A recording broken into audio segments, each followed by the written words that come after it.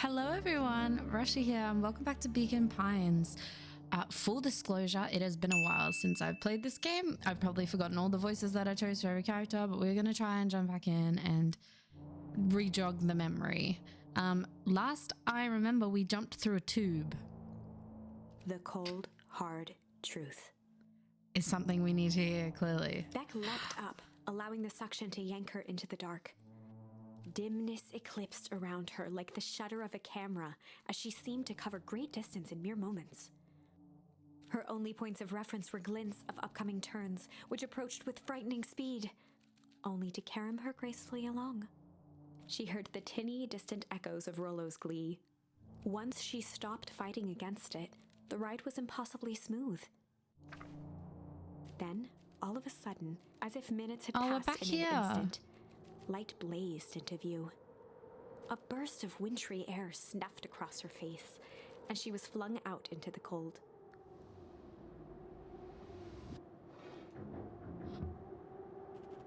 Where that little manhole cover was, I knew that was there. That was intense. Yeah. I think I might have parted with some fluids in there. Any idea where we are? Somewhere cold. Doesn't look like it got on any of us. Didn't feel like we traveled that far. So, where did it all go?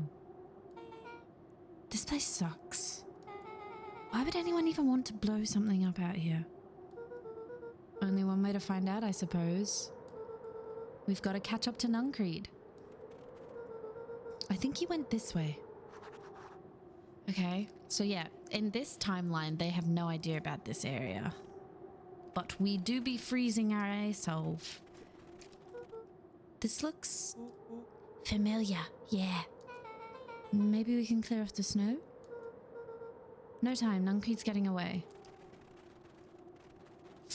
Hey guys, I think this is our old town. Okay, this is starting to feel really familiar.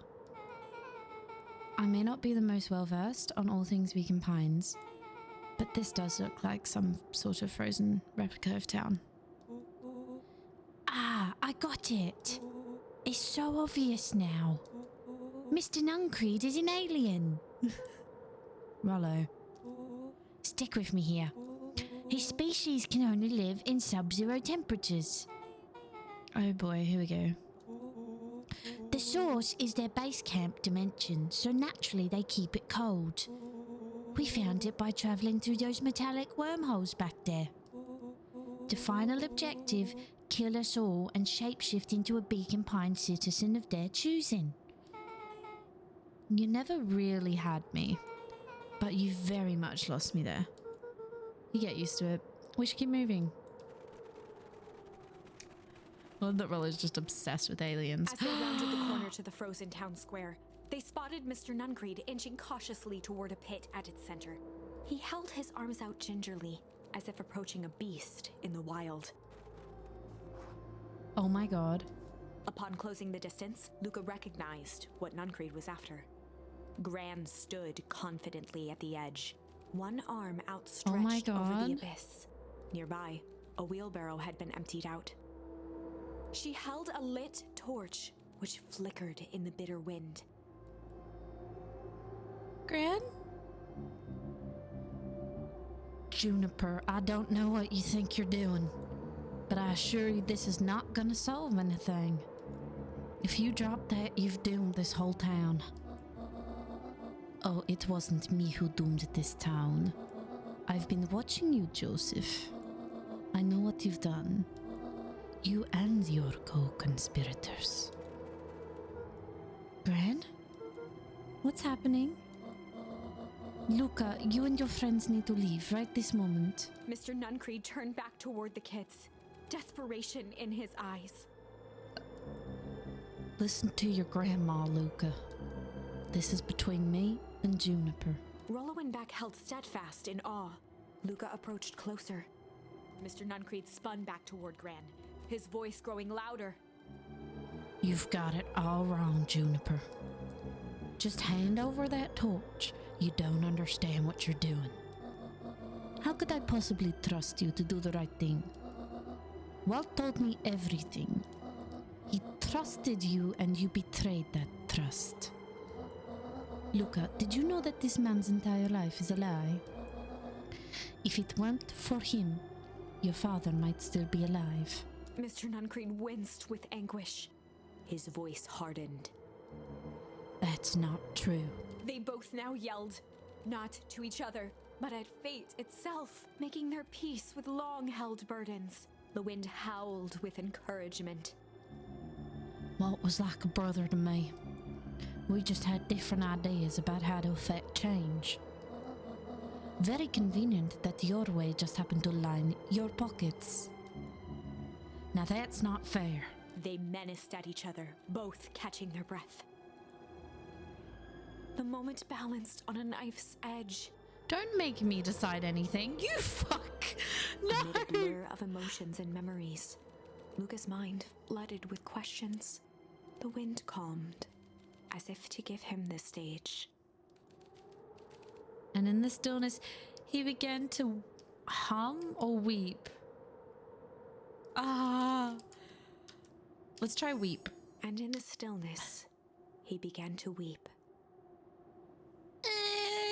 It was all just too much. No, Luka. Falling to his knees, Luka whimpered softly. The tears crystallized as they hit the snow. Gran stared at Luka for a moment with warm sympathy, remembering why this was all necessary. Bad idea. This'll all make sense soon, Luka. Then everything can go back to normal. I promise. She stiffened up and brandished the torch at Mr. Nuncreed. You can't hide behind those people any longer, Joseph. Once their precious source is destroyed, we'll see where their loyalties fall. Juniper, down. Ignoring his final plea, Gran flung the torch into the deep darkness. I thought this would happen if I cried. Might as well get it out of the way. She smiled and exhaled in relief. Mr. Nuncreed moaned in resignation. The torch echoed as it ricocheted down the hole, punctuated with a thunderous thud.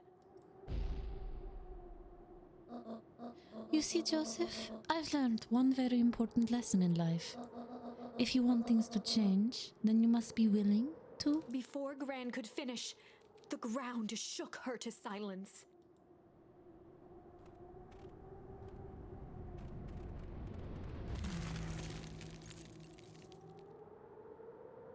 Yeah, she doesn't know what she's doing. Gran only had time to spin around and run to Luka. Her attempt to shield him, an honorable but trifling act. Unflinching love, pitted against an unthinking horror. There was no contest.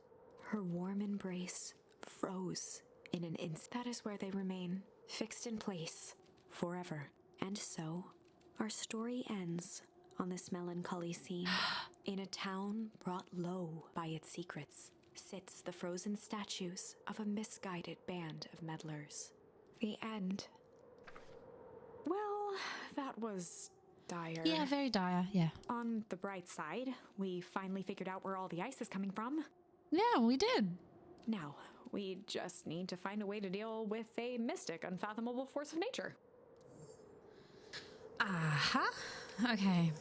So we don't have anything else yet, but we can go back immediately and do hum. And in the stillness, he began to hum. After the death of his father, Luka had trouble sleeping.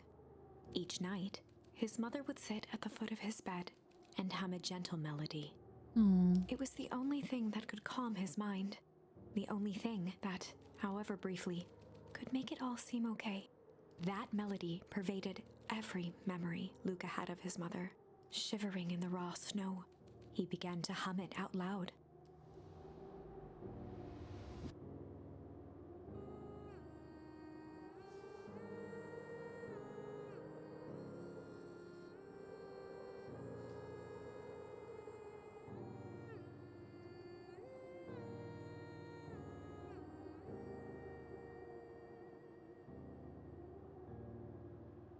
Gran lowered the torch, listening closely. As recognition slowly set in, her heart sank. Those countless nights of consolation, the incomparable loss they shared together. She let the torch fall to the snow and sizzle out. A few steps toward Luka was all she could bear before dropping to the snow herself. Oh. Through a flood of tears, she began to hum along, note for note.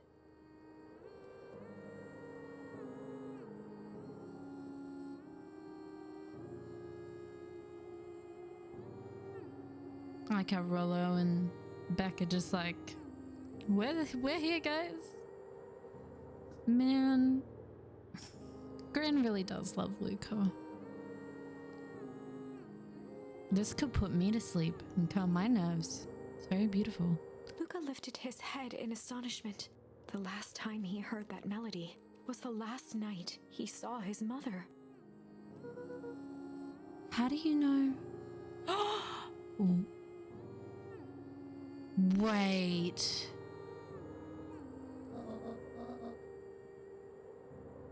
Did I just... I'm so sorry, my little buckaroo. Buckaroo? The only people who call me that are my dad and... your mother. Luka blinked through blurry, watery eyes, trying to see more clearly. He could just make out the impression of a familiar face. No way! He peered across the snowscape at the woman on her knees. Something about her was undeniably his mother. Only smaller, older, changed. Mom? That's right, buckaroo. Mom! Luka sprinted as fast as he could toward his mother. They held each other close, and the cold retreated from their bodies. That's even weirder now with you, Mr. Uncreed. Eleanor? I thought you were... gone? You should have known I would never abandon my son. Eleanor looked down at Luka, tightening her embrace in an appeal for forgiveness.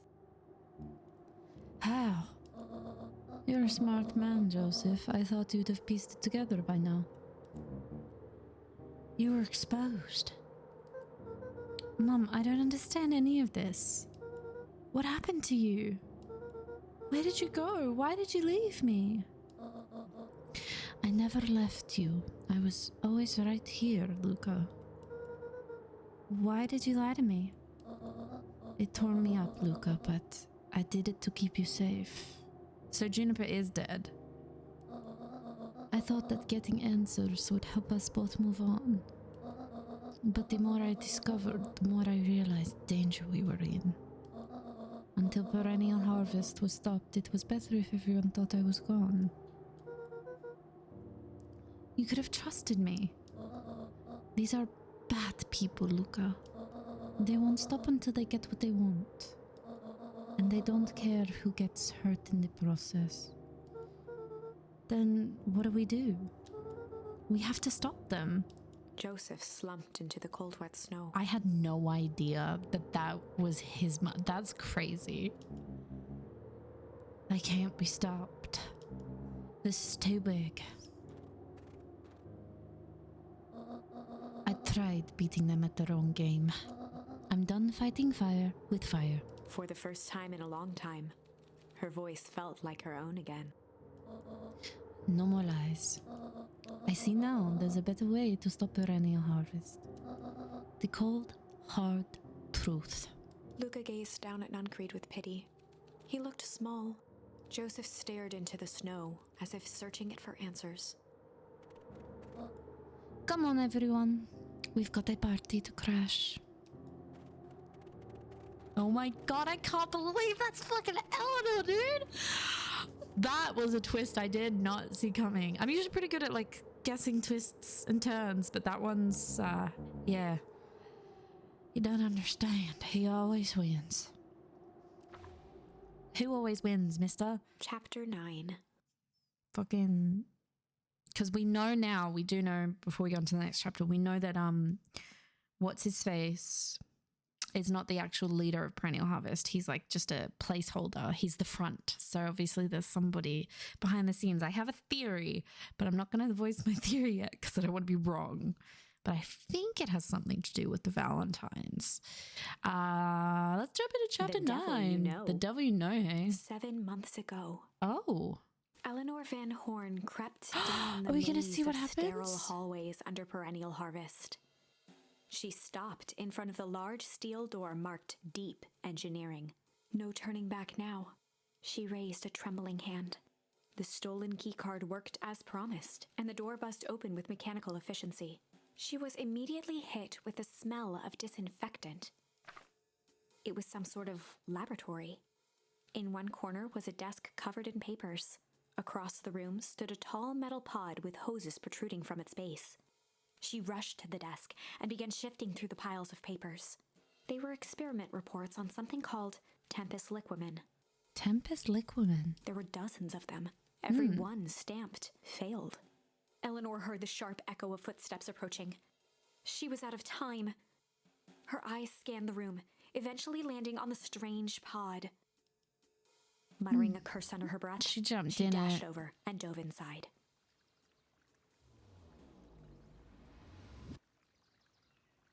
Okay. And that is what change is all about. So she jumped in a pod, that's why she's old. Grabbing the future by the scruff of the neck and making things happen. Change is a choice. I am tickled pink that we will all be making that choice together. How great is that? This man is a liar. Excuse me? I will not. Move out of the way, you bitch. This town has a dangerous secret, and Perennial Harvest only exists to keep it hidden. Nonsense. They picked up the whole damn town and moved it right under our noses. You aren't making any sense, dear. Mr. Kerr addressed the crowd with a sarcastic tone. Imagine such a thing. It's absurd and just plain impossible. They promised they could fix the foul harvest. They told us they would clean this place up. We just had to leave town for a few days. But while they had us evacuated... Mrs. Hartford, I'm afraid I'm going to have to ask you to... You're afraid of a lot of things, aren't you? You sniveling little worm. This is growing tiresome. A little help, please. Don't you all see this festival is a sham? An excuse to have the whole town gather in one place. They're planning something awful. I don't know what, but these people are wicked. Don't listen to her. She has absolutely no proof. I am the proof. I'm Eleanor Van Horn. Whispers filtered through the crowd. Well, aren't you just sneaky as the dickens? We all knew Valentine's fertilizer was too good to be true. And now this whole town is paying the price. Ladies and gentlemen, I am so sorry about this disruption. My associates will take this obviously disturbed woman somewhere comfortable so that she can get the help she needs. Mr. Uncreed, she's not the one who's disturbed. You two-timing clown. He's standing up for her! Hell yeah! You all know there's something wrong with this town. It was just easier to look the other way. The truth is...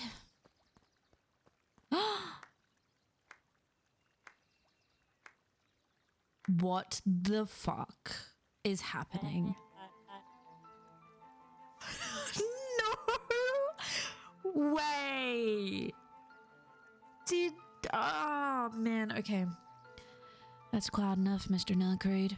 Torment dragged on Joseph Nuncreed's face.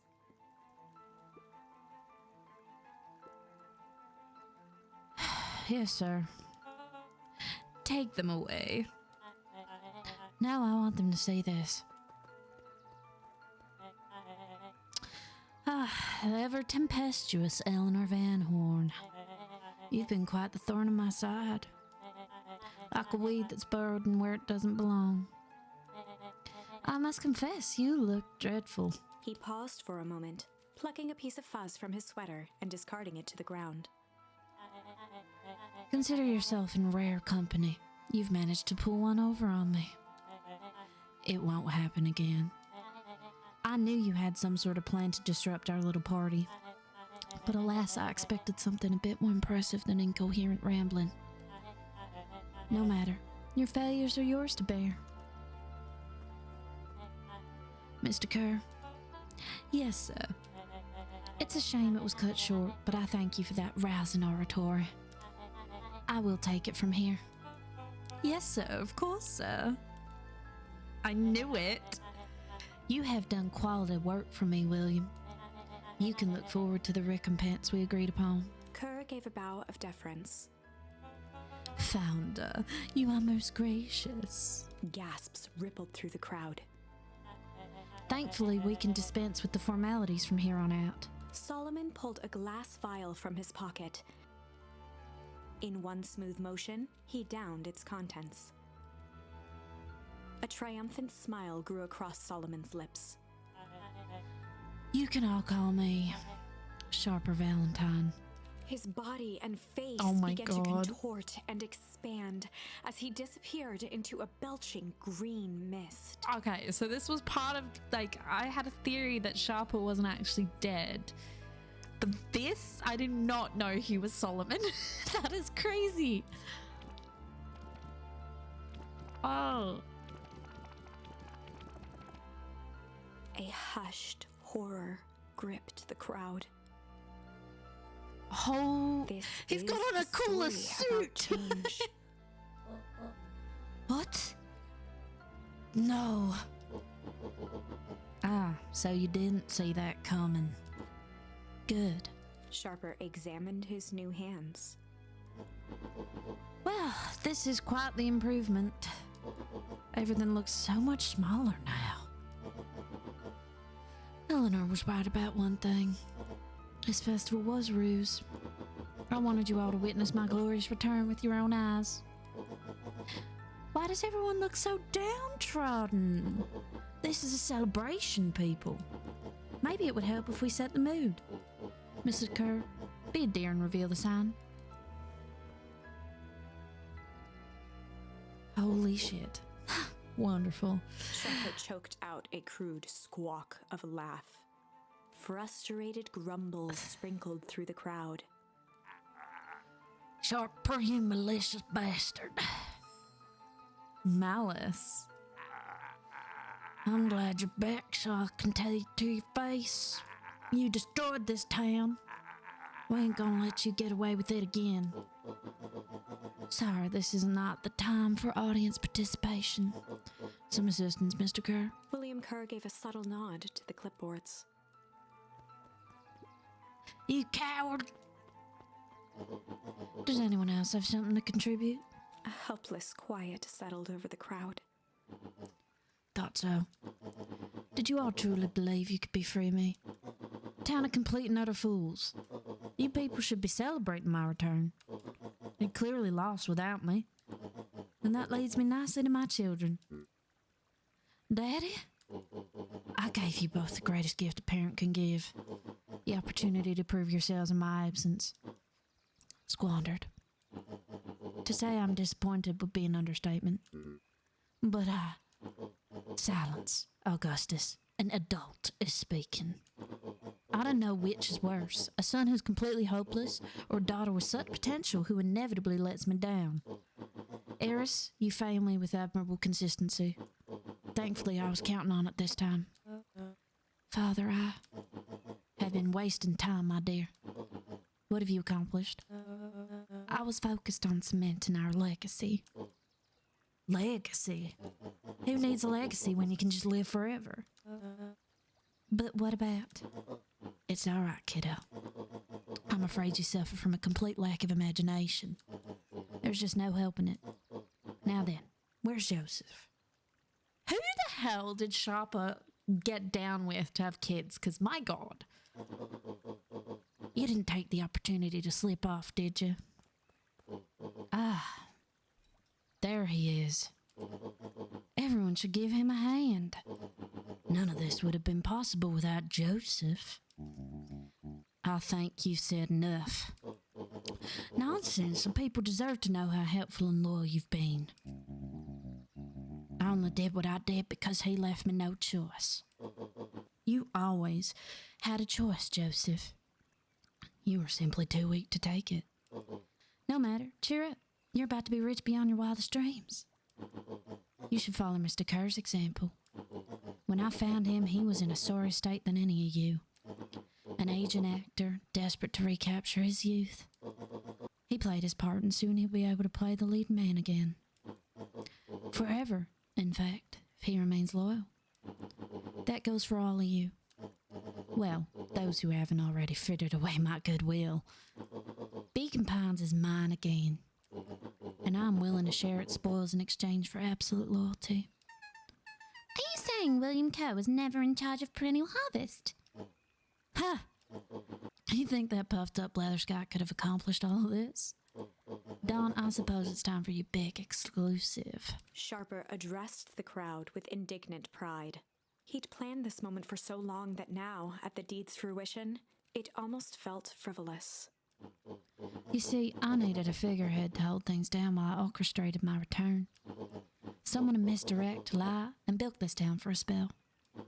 So I invented William Kerr. Take your bow. You've earned it. Mr. Kerr flourished a preposterously elaborate bow. You fuck. Patrick C. Montesquieu, thespian extraordinaire, at your service. Founder, I just want to thank you again for this opportunity. It truly was the role of a lifetime. Wait, so this Bill Kerr was a patsy the whole time? He was a patsy? Oh my God, Rollo, you're killing me. Now that your secret is out in the open, what's to stop this town from rising up against you? Oh, that's the delicious part. Fear. Thanks to our clipboards, I know what each and every person in this town fears most. And I will make those fears manifest for anyone who steps out of line. The choice is simple. I'm not afraid of you. Ha! The young hero. I've kept a keen eye on you, boy. You and your friends made a habit of disrupting my plans. What a pity. If things would have gone a bit differently, you might have had your moment of triumph. But that's fate for you. You can't do this. Oh, but I can. I have won. Never underestimate what a great man can do given time. And now, time is my plaything. Perhaps the most expensive thing I've ever bought, but well worth it. Ha! Sharper coughed up one final laugh and cracked his knuckles. Enough chit-chat. Let's get to work, shall we? And so, Sharper set about remaking the town in his own image. The fertilizer factory soon reopened for business. Sales rose steadily as more and more farmers across the countryside began to swear by its miraculous properties. Beacon Pines became famous. A secretive town that, for the right price, shared its gifts with all. Gifts that became more and more necessary in a world where winters grew longer and longer. The end. Ah, because of the thing. That's not good. This is wrong, but things are becoming clearer now. You can feel it, right? We can't let Sharper win. He might just be the key to this whole thing. Let's see. Okay. So we gotta go back and we gotta use malice. But I think we will do that next time. Thank you guys for watching. There was a lot of revelations today. My mind has officially been blown from the grand reveal to the Sharper reveal. I had an inkling about Sharper. No idea about Gran. That was crazy. But thank you for watching, guys, and I'll catch you in the next one. Bye.